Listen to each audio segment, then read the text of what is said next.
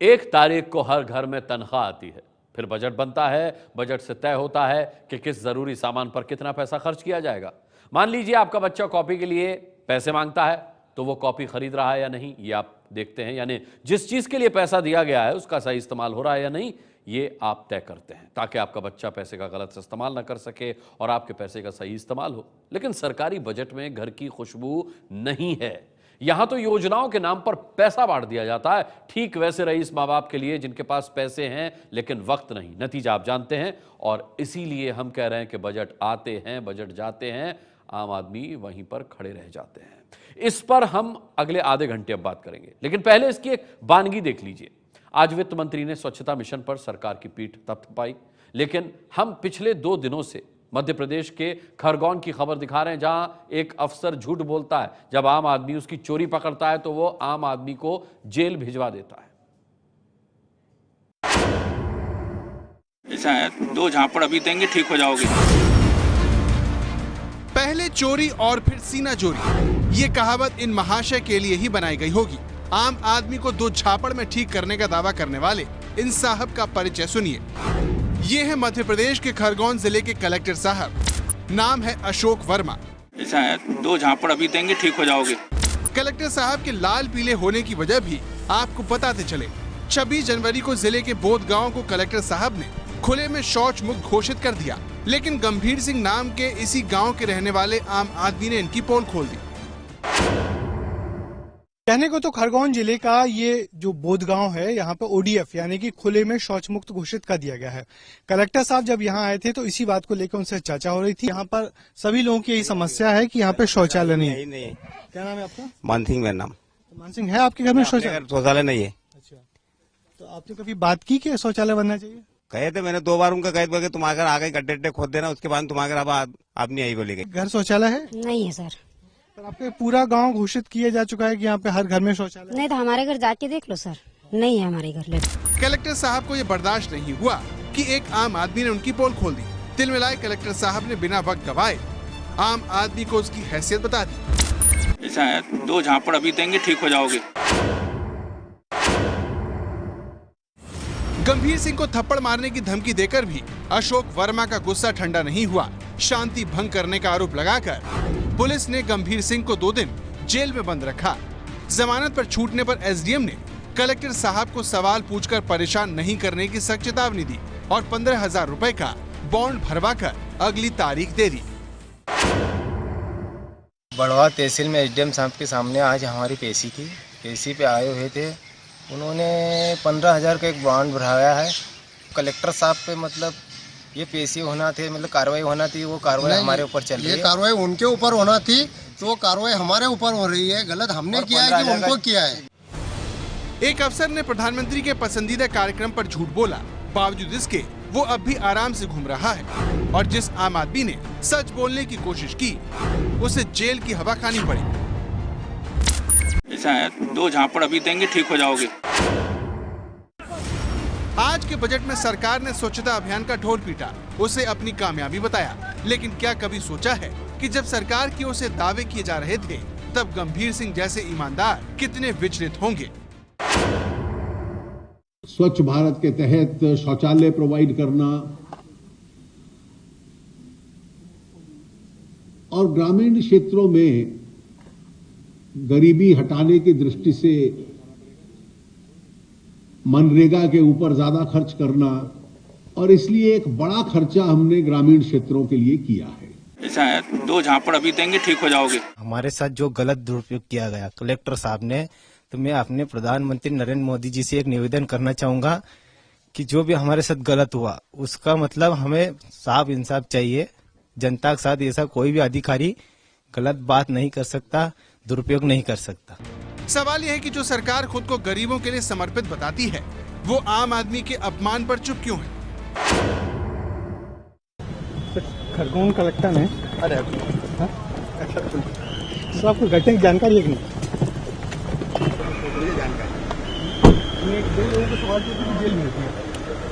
एक बार दिखा, परफेक्ट जानकारी। आखिर जनता को धमकाने वाले और सरकार को गुमराह करने वाले अफसरों पर कार्रवाई क्यों नहीं हो रही? ऐसा है 2 झापड़ अभी देंगे ठीक हो जाओगे। गंभीर सिंह का उदाहरण इस बात का प्रमाण है कि बजट आते हैं, बजट जाते हैं, लेकिन न तो आम आदमी की बेबसी कम होती है और न ही अफसरों की हेकड़ी।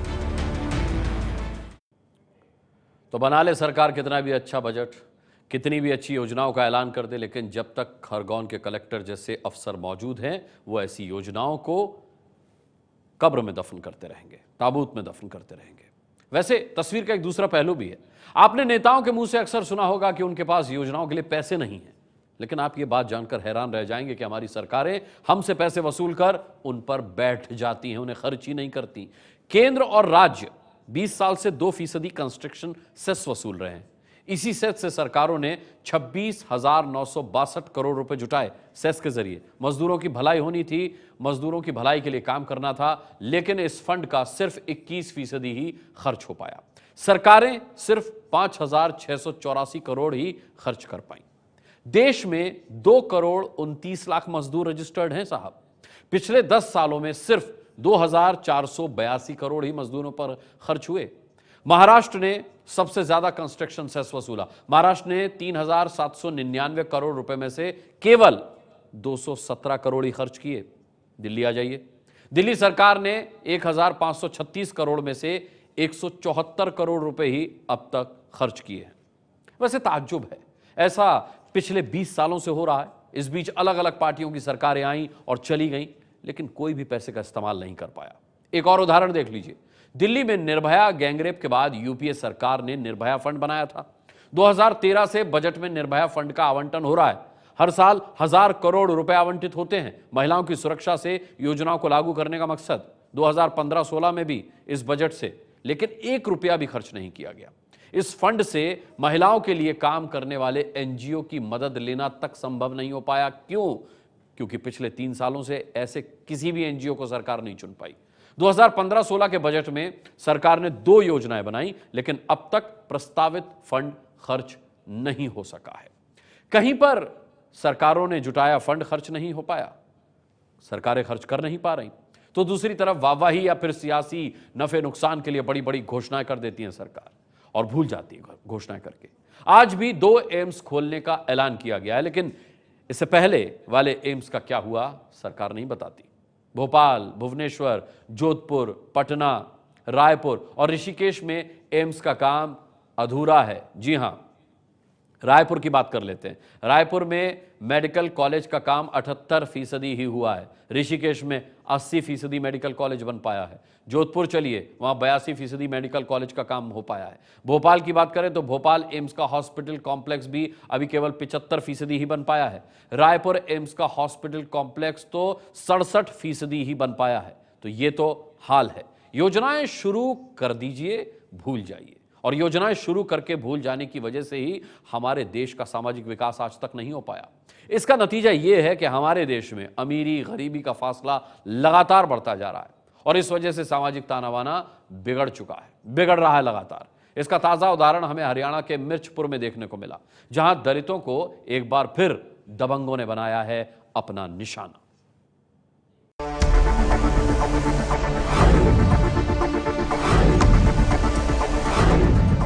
ये है हरियाणा का मिर्चपुर गांव, जहां आजकल दिन में भी आधी रात जैसा सन्नाटा है।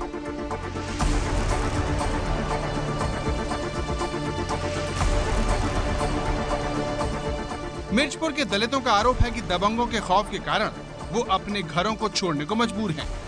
वाल्मीकि बस्ती में 350 घर थे, जिनमें अब बहुत कम लोग बचे हैं। वो डरते जा रहे हैं जी, हाँ, डर में जा रहे हैं, हम लोग भय में जा रहे हैं। तो जब भी फिर मैं बीमार था, फोन कराया, बोला घर हाँ कोई भी नहीं है, हम तो सारे लिकड़ गए, तो कम से कम 2-4 बुजुर्ग आदमी तो घर तो रहो। तो हमें इसलिए अपने बुरे में बैठे हैं। इनका कहना है कि यहाँ पर लोग नहीं रहना चाहते, इतना डर का माहौल है। लोगों का कहना है जब तक यहाँ पर पिछली बार की तरह सीआरपीएफ की तैनाती एक बार फिर से नहीं हो जाती, लोगों के मन में इतना खौफ है कि वो यहाँ नहीं रहना चाहते। सोमवार की शाम को मिर्चपुर गांव में साइकिल प्रतियोगिता हुई, जिसे देखने के लिए दलित युवक भी गए।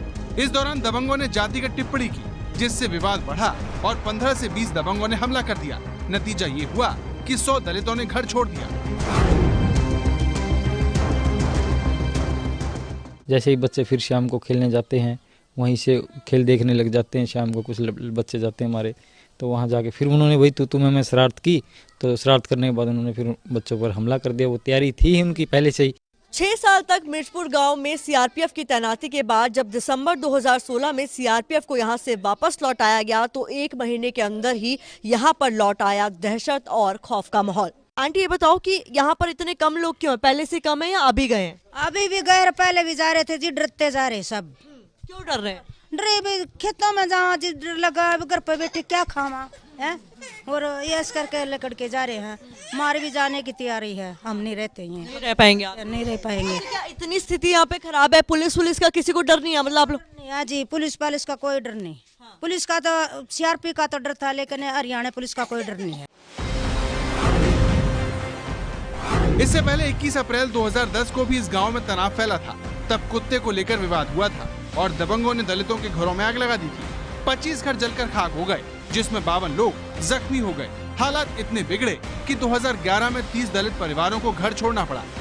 दलितों में दबंगों का डर इतना है कि न तो पुलिस की मौजूदगी उन्हें सुरक्षित होने का एहसास करवा पा रही है, और न ही प्रधानमंत्री का ये दावा कि उनकी सरकार दबे कुचलों को समर्पित है।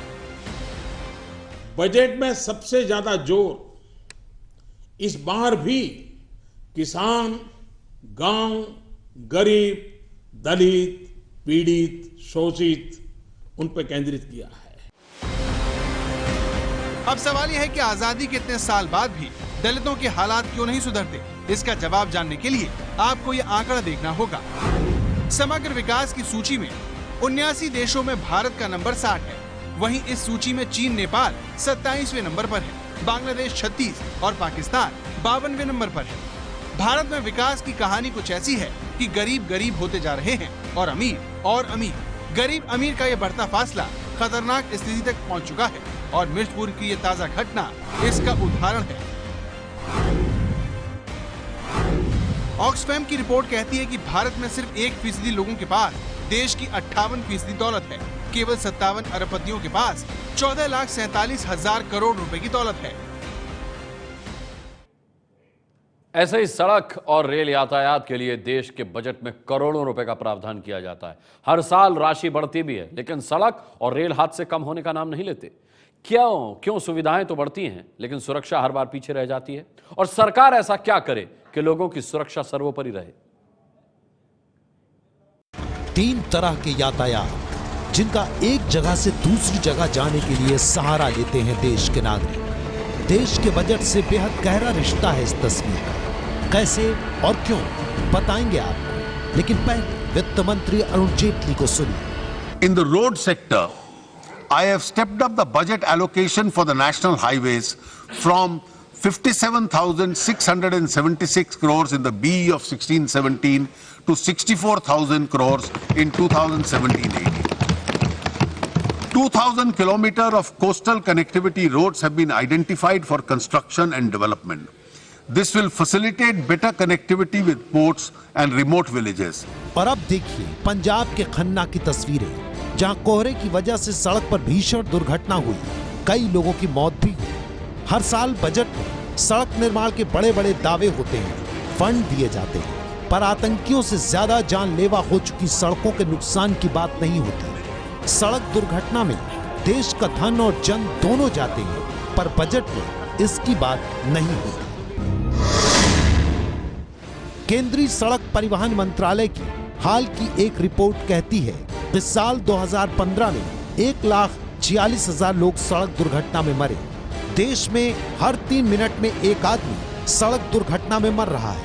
रोज 400 लोग मर रहे हैं। सबसे डरावनी बात यह है कि सड़क हादसों में मरने वाला हर तीसरा युवा है, यानी कुल सड़क हादसों का 54% युवा है। 2015 में सड़क हादसों में जान गंवाने वाले 48,420 लोगों की उम्र 15 से 24 साल के बीच थी, जबकि ऐसे हादसों में मारे जाने वाले 79,076 लोगों की उम्र 15 से 34 के बीच थी। आंकड़े ये भी बताते हैं कि सड़क हादसों में करीब 42% लोगों की जान तेज स्पीड में गाड़ी चलाने की वजह से हुई है।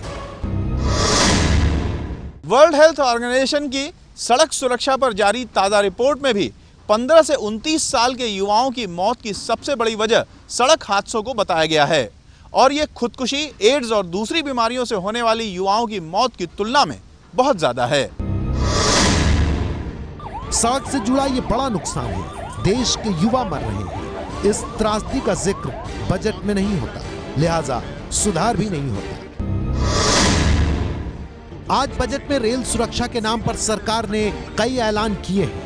For 2017-18, the total capital and development expenditure of railways has been pegged at 1,31,000 crores. This includes 55,000 crores provided by the government from the budget. आगे बढ़ने से पहले दो तस्वीरें देख लें, फिर जो बताएंगे आप भी सोचने पर मजबूर हो जाएंगे। ये दो तस्वीरें देखिए। यूपी के कानपुर में रेल हादसे में 20 नवंबर को 150 से ज्यादा लोगों की मौत हुई। वहीं 21 जनवरी को आंध्र प्रदेश में रेल हादसे में 40 से ज्यादा लोगों की मौत हो गई। एनसीआरबी के आंकड़ों के मुताबिक 2010 से 2014 के दौरान हर साल रेल हादसे में 24,000 से 27,000 लोगों की जान गई और बीते कुछ सालों में 292 हादसों में से 200 से ज्यादा हादसे रेलवे कर्मचारियों की लापरवाही की वजह से हुए। सवाल ये है कि रेल यात्री सुरक्षा के नाम पर कोष तो बना दिए जाते हैं, पर इसके बावजूद होने वाली दुर्घटनाओं की जवाबदेही का जिक्र बजट में क्यों नहीं होता? बड़ी तादाद में बिना गलती मर रहे देश के नागरिकों की मौत श्रद्धांजलि और मुआवजे में सिमट कर क्यों रह जाती? कोई जवाबदेही का, गलतियों को जाहिर करने का, सुधारने का बजट क्यों नहीं बनता? बजट पर कैसे घंटी बजा रहा है दर्शक? सरकार से क्या चाहती है देश की जनता? हमारा शो आपको अपनी बात सरकार तक पहुंचाने की सुविधा देता है और कुछ दर्शकों ने वीडियो संदेश के जरिए बात पहुंचाई भी है। सुनिए अपनी आवाज आप भी। मैं अपनी गवर्नमेंट से ये जानना चाहती हूँ कि हमारी गवर्नमेंट हमारे सोल्जर्स से टैक्स क्यों ले रही है? क्या हमारी गवर्नमेंट को नहीं लगता कि हमारे सोल्जर्स ऑलरेडी इस देश के लिए बहुत बड़ा योगदान दे रहे हैं, तो उनका टैक्स माफ कर देना चाहिए? भारत सरकार को इस तरीके से टैक्स नहीं लेना चाहिए। अगर वो टैक्स लेना भी चाहती है तो उसका सरलीकरण होना चाहिए ताकि हर इंसान सरलता के साथ टैक्स दे सके। उसकी कठिनाई भरी टैक्स प्रणाली नहीं होनी चाहिए, क्योंकि जितना टैक्स आदमी देता है उससे ज़्यादा पैसा अन्य टैक्स देने के खर्चों में लगा देता है। जो टैक्स नहीं लेते हैं, क्या उनके यहाँ इकोनॉमी फेल हो रही है? नहीं, हमारा मैनेजमेंट गड़बड़ है। तो ये सब बंद होना चाहिए और अब सरकार को अपनी सरकार चलाने के लिए खुद अदर रिसोर्सेज को यूज़ करना चाहिए। एबीपी न्यूज़ का बहुत बहुत शुक्रिया अदा करना चाहता हूँ कि जनता को अपनी बात रखने का आपने मौका दिया। आपके द्वारा जनता की आवाज़ जो है सरकार तक पहुँचेगी। आज मैं टैक्स के बारे में बोलना चाहता हूँ कि जब टैक्स निर्धारित कर दिया जाता है कि भाई 1,80,000 के ऊपर टैक्स नहीं लगेगा या 3 लाख के ऊपर टैक्स नहीं लगेगा, 3 लाख तक टैक्स नहीं लगेगा, तो फिर बैंक में 12,000 रुपये भी साल में आता है तो टीडीएस के नाम पर काट लेता है। और जब जाके कंप्लेंट कीजिए साहब पैसा क्यों कट गया, हमने फिक्स किया था, हमारा ये 16,000 रुपये आया या 32,000 आया, आपने पैसा काट लिया, तो बोलेगा मार्च में आकर के आप इसको ले जाइएगा, एक आपको रसीद देंगे जो इनकम टैक्स से ले लीजिएगा। इनकम टैक्स से लाने में, इनकम टैक्स से हमको लाने में क्या लगेगा? फिर एक वकील के यहाँ जाइए, वो 1,000 लेगा, उसके बाद 1 साल और वेट कीजिए, तब आपका रिटर्न वापस आएगा। ये तमाशा क्यों है भाई? यही इनकम टैक्स है। गवर्नमेंट का अर्निंग सर्विस प्रोवाइड करके होना चाहिए, ना कि टैक्स वसूल करके किया जाना चाहिए। आप सर्विसेज का एक्चुअल चार्जेस ले सकते हैं जिससे कि आपको एडिक्वेट अर्निंग हो, और हर एक्टिविटी पे टैक्स लगा के अर्निंग करना ये ठीक नहीं है।